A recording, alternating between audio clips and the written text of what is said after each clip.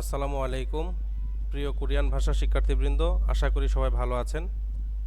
আজকে আমরা আলোচনা করব অধ্যায় 2 সংলাপ 1 থেওহা ইল সংলাপ 1। তো এই সংলাপটি আমরা নিজে নিজে পড়ার চেষ্টা করব, পাশাপাশি লিসেনিং শুনে বোঝার চেষ্টা করব।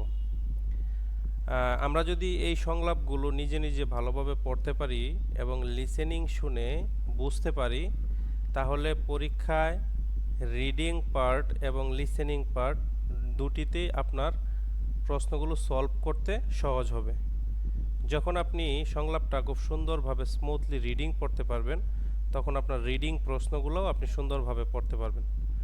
যখন আপনি এই সংলাপটি লিসেনিং ভালোভাবে শুনে বুঝতে পারবেন, পরীক্ষায়ও লিসেনিংগুলো ভালোভাবে বুঝতে পারবেন। সো আর দেরি না করে আমরা চলুন সংলাপ 1 কি আছে সেটা নিয়ে আলোচনা করি। তো এখানে দুইজন ব্যক্তির আলোচনা। প্রথম ব্যক্তিটির নাম হচ্ছে জাহারা এবং দ্বিতীয় ব্যক্তিটির নাম হচ্ছে ইউজিন। এই দুইজন ব্যক্তি এই পিকচারটার উপরে ডিপেন্ড করে কিছু আলোচনা করছে। তো চলুন আমরা একটু পড়ি। জাহারা নামের ব্যক্তিটি ইউজিনকে বলতেছে, ইউজিন সাহেব, ইগন মুয়েও এটা কি? এই যে এখানে আঙ্গুল দিয়ে দেখাচ্ছে যে এটা কি। এখন ইউজিন উত্তর দিচ্ছে থাল্লিও গিয়ে এখানে থাল্লিয়ক মানে ক্যালেন্ডার।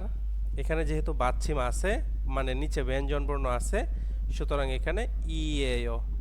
তো থাল্লিয়ক ছিল এই কটা উপরে গয়ের মতো উচ্চারিত হবে বাচ্চিমের রুলসের কারণে। থাল্লিও গিয়ে মানে ক্যালেন্ডার।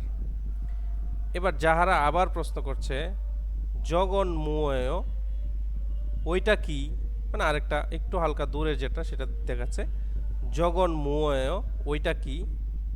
তো ইউজিন উত্তর দিচ্ছে জগন শিগেও, আচ্ছা বা ওইটা ঘড়ি।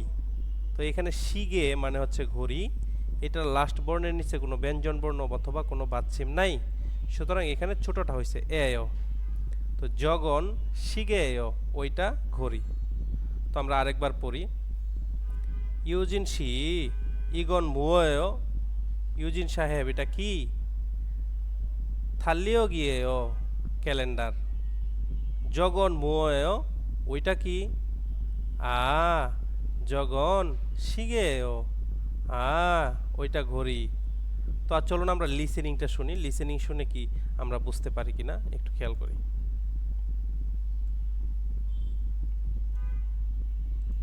유진 씨, 이건 뭐예요? 달력이에요. 저건 뭐예요? 저건 시계예요. তো খুব সুন্দরভাবে বলেছে, আরেকবার স্টার্ট করি, ভালোভাবে বোঝার চেষ্টা করেন। 유진 씨, 이건 뭐예요? ইউজিন শি ইগন বুয়েও, মুয়েওটাকে ওরা হালকা বয়ের মতো উচ্চারণটা চলে আসে। ইউজিন শি ইগন বুয়েও, ইউজিন সাহেব এটা কি? 달력이에요. থাল্লিও গিয়েও ক্যালেন্ডার। 저건 뭐예요? জগন মুয়েও ওইটা কি? 저건 시계예요. জগন ওইটা শিগেও ঘড়ি। সো লিসেনিংটা আমরা খুব ভালোভাবে বুঝতে পেরেছি। এবার চলুন, এখানে নিচে একটা টিপ দেওয়া আছে, এই টিপটা আমরা একটু বোঝার চেষ্টা করি। এটার আগে আমরা এখানে ওই যে আমরা সংলাপটা পড়লাম এটার জন্য দুইটা প্রশ্ন এখানে দেওয়া আছে যে ইগন থাল্লিও গিয়েও এটা কি ক্যালেন্ডার? তো প্রশ্নটা করা হয়েছে এটা কি ক্যালেন্ডার, তাহলে আপনার উত্তর দিতে হবে নে থাল্লিও গিয়েও, হ্যাঁ ক্যালেন্ডার। এরপরে লেখা আছে জগন মুয়েও ওইটা কি? তো এই প্রশ্নটা একেবারে হুবহু দেওয়া আছে জগন শিগেও ওইটা ঘড়ি। তো এই দুইটা প্রশ্নের এই দুইটা ছিল উত্তর। আপনারা প্রত্যেকটা অধ্যায়ে এই সংলাপের নিচে প্রত্যেকটা সংলাপের নিচে দুটো করে প্রশ্ন পাবেন। চেষ্টা করবেন এই প্রশ্নগুলোর সংলাপটা পড়ে বুঝে তারপরে অ্যান্সারগুলো দিতে পারেন কিনা বা দিবেন। যেমন এখানে লেখা আছে ইগন থাল্লিও গিয়েও এটা কি ক্যালেন্ডার? যেহেতু আঙ্গুলটা ক্যালেন্ডারে ধরা আছে, সুতরাং উত্তর হবে নে থাল্লিও গিয়েও, হ্যাঁ ক্যালেন্ডার। এরপর প্রশ্ন করছে জগন মুয়েও, জগন মুয়েও ওইটা কি? এটা ঘড়ি, তাহলে বলতে হবে জগন শিগেও, ওইটা ঘড়ি। তো এবার আসি আমরা টিপ নিয়ে একটু আলোচনা করি। এই টিপ অনেক কিছু বোঝার আছে এখানে। আমরা যে শব্দকোষ একে কিছু ওয়ার্ড মিনিং পড়েছি, এটার কিছু এক্সটেনশন বা বর্ধিত কিছু রূপ আছে, সেই রূপগুলো আমরা একটু বোঝার চেষ্টা করি।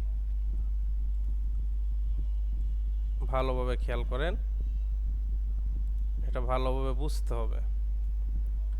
এখানে আমরা তিনটা শব্দ দেখব, একটা আছে ইগন, আরেকটা আছে খুগন, আরেকটা আছে জগন।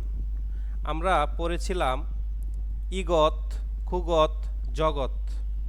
এই যে ইগত, খুগত, জগৎ, এইটা সেটা ওইটা। আমরা এই তিনটা শব্দ আমরা শব্দকোষ একে পড়েছিলাম। আমরা শব্দকোষ এক একটু পিছনের দিকে গিয়ে শব্দকোষ একে যাই। এই যে শব্দকোষ একে আমরা পড়েছিলাম ইগত মানে এটা, জগৎ মানে ওইটা, খুগত মানে সেটা। তো এই শব্দগুলোর কিছু বর্ধিত রূপ আছে, সেই রূপগুলো আমরা এখন একটু আলোচনা করব। সংলাপ একের নিচেই আছে, এই যে এখানে। তো ভালোভাবে লক্ষ্য করেন, আমরা পড়েছিলাম বইয়ের মধ্যে ইগত, খুগত এবং জগৎ। ইগত মানে এটা, খুগত মানে সেটা, জগৎ মানে ওইটা। এই তিনটাকে তারা এক্সটেনশন হিসেবে কি করেছে খেয়াল করুন। এখানে আমরা একটু ভালোভাবে খেয়াল করবেন, এখানে আছে ইগত, এখানে আছে খুগত, এখানে আছে জগৎ। এটার সাথে তারা একটা পার্টিকেল যোগ করেছে, যে পার্টিকেলটাকে বলা হয় সাবজেক্ট পার্টিকেল। সাবজেক্ট পার্টিকেল মানে কি সেটা আমরা আগামী ক্লাসে মেবি বুঝতে পারবো। উন অথবা নুন, ই অথবা গা, আমরা মনে হয় গত ক্লাসে অধ্যায় একের গ্রামারে পড়েছিলাম মেবি, যদি পড়ে না থাকি তাহলে আমরা সামনে পড়ব। উন অথবা নুন, ই অথবা গা, এই চারটা হচ্ছে সাবজেক্ট পার্টিকেল। এই সাবজেক্ট পার্টিকেলগুলো বাক্যের প্রথম শব্দের সাথে বসে, এদের কোনো অর্থ নাই। ইগত, এখন আমি একটু আপনাদেরকে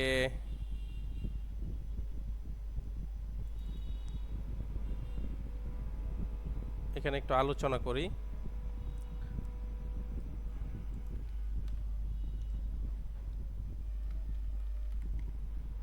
একটু ভালোভাবে খেয়াল করবেন।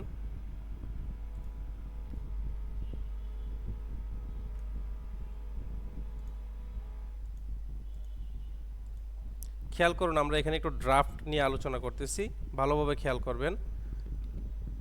উন অবলিক নুন, এটা একটা পার্টিকেল। ই অবলিক গা, এটা একটা পার্টিকেল। এই দুইটা পার্টিকেলকে বলা হয় একসাথে সাবজেক্ট পার্টিকেল।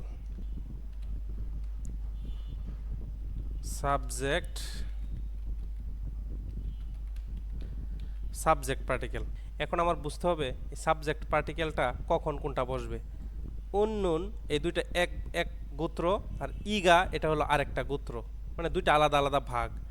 যদি উন্নুন বসে তাহলে কখন কোনটা বসবে, যখন ইগা বসে তখন কখন কোনটা বসবে, সেটা নিয়ে আমরা এখন একটু আলোচনা করব।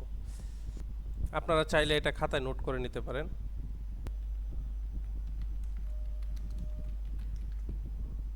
বাচ্চিম থাকলে, বাচ্চিম না থাকলে, এখানে উন্নুন যদি বসাই তাহলে বাচ্চিম থাকলে হবে উন, আর যদি বাচ্চিম না থাকে তাহলে হবে নুন। মানে বাচ্চিম মানে নিচে ব্যঞ্জন বর্ণ থাকতে হবে। আর ইগার ক্ষেত্রে মোটামুটি বুঝেই গেছেন, বাচ্চিম থাকলে হবে ই, বাচ্চিম না থাকলে হবে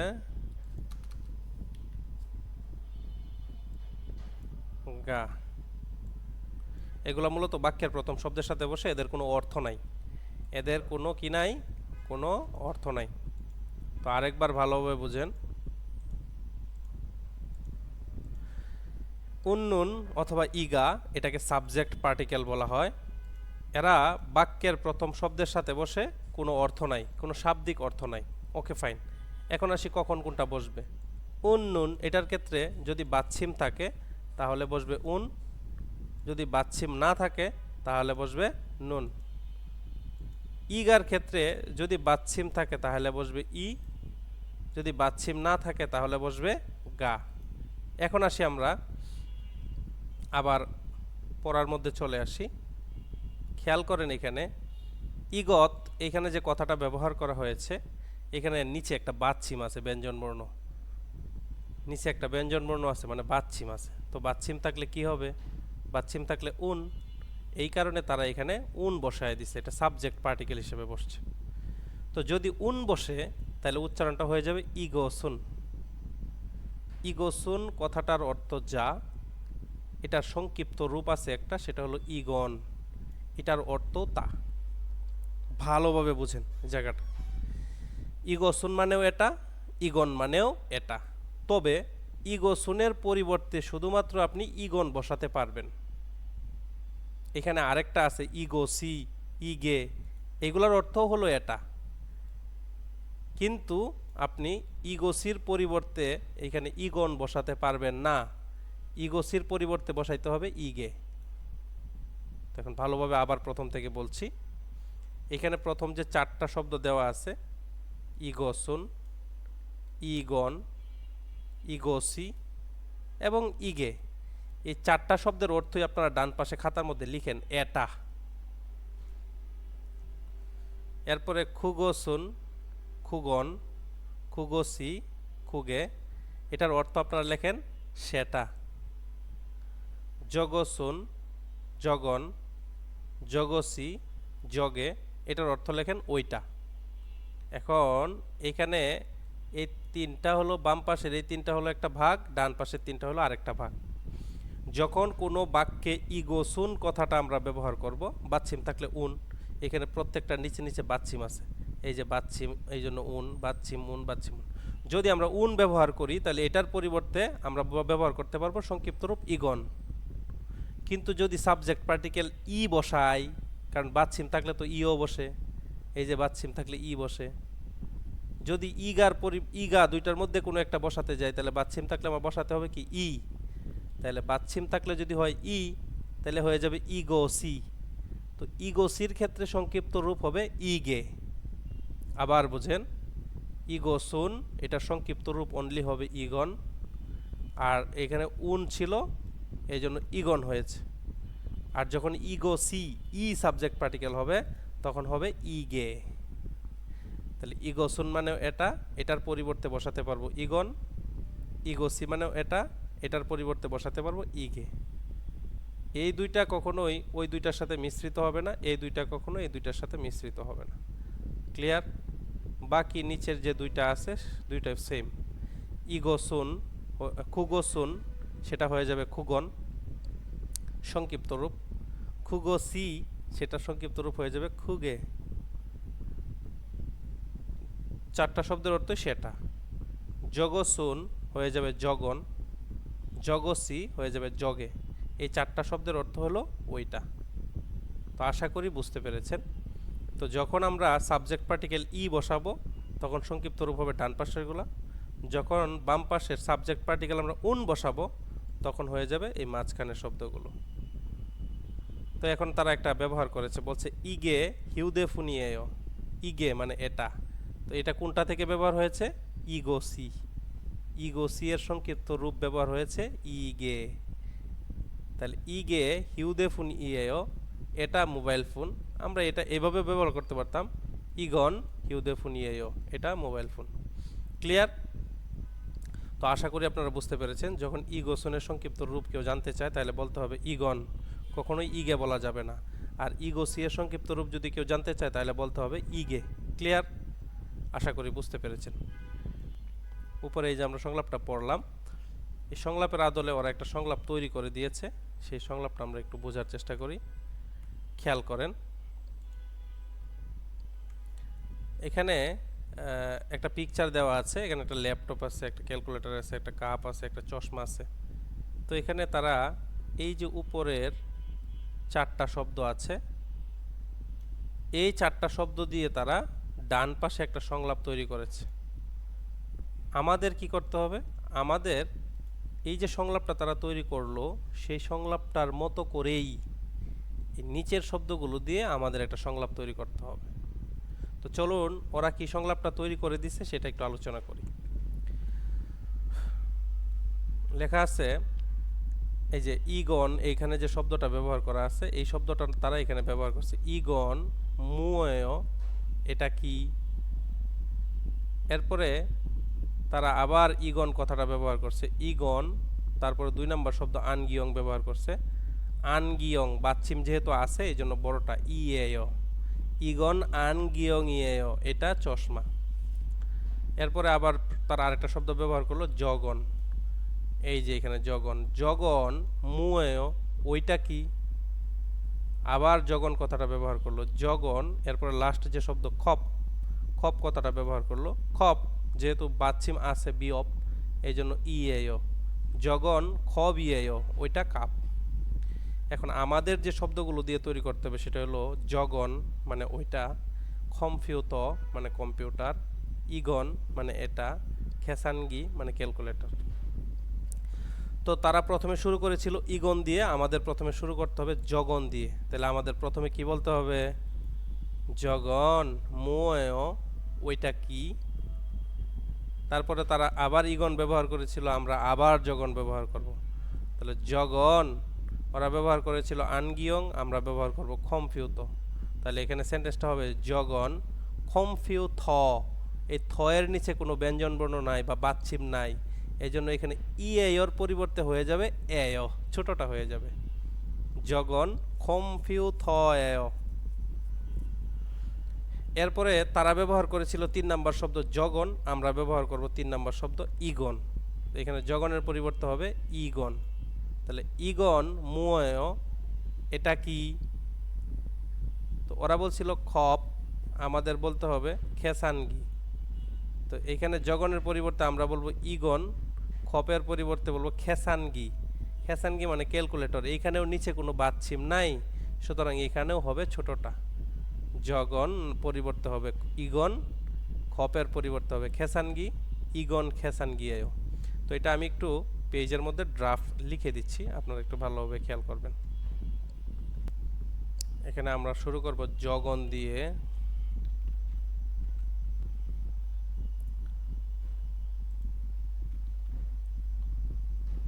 জগন মুয়েও, ওইটা কি?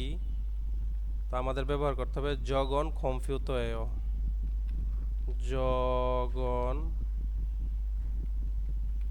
খম ফিউথ, যেহেতু এখানে বাচ্চিম নাই এই জন্য ছোটটা কম্পিউতয়েও। এরপরে আমাদের ব্যবহার করতে হবে ইগন, ইগন মুয়েও। ইগন মুয়েও, এটা কি? এখন ব্যবহার করতে হবে খেসানগি, তাহলে বলতে হবে ইগন, ইগন খেসানগিয়েও। খেসানগি, এখানেও বাচ্চিম নাই সুতরাং ছোটটা। এই হলো আমাদের তৈরি করা নিচের যে 4টা শব্দ আছে, নিচের 4টা শব্দ থেকে তৈরি করা সংলাপ। তো আপনারা এই 4টা লাইন আপনারা নিজেরা যখন তৈরি করবেন তখন এই 4টা লাইনের সাথে মিলাই নেবেন। তো এবার আসি আবার মেইন বইয়ে। তো এখানে আমরা যে সংলাপটা তৈরি করেছি সেই সংলাপটা আপনারা চাইলে অন্যান্য শব্দগুলো দিয়েও তৈরি করে প্র্যাকটিস করতে পারেন। তো এই ছিল আজকে আমাদের অধ্যায় 2 সংলাপ 1। তো সংলাপটিতে যদি কারো কোনো কিছু বোঝার থাকে তাহলে আপনারা কমেন্টে প্রশ্ন করে জানাবেন, আমি ইনশাল্লাহ চেষ্টা করব আপনাদের সেই রিপ্লাইগুলো দেওয়ার জন্য। তো আজকের ক্লাসটি এই পর্যন্তই।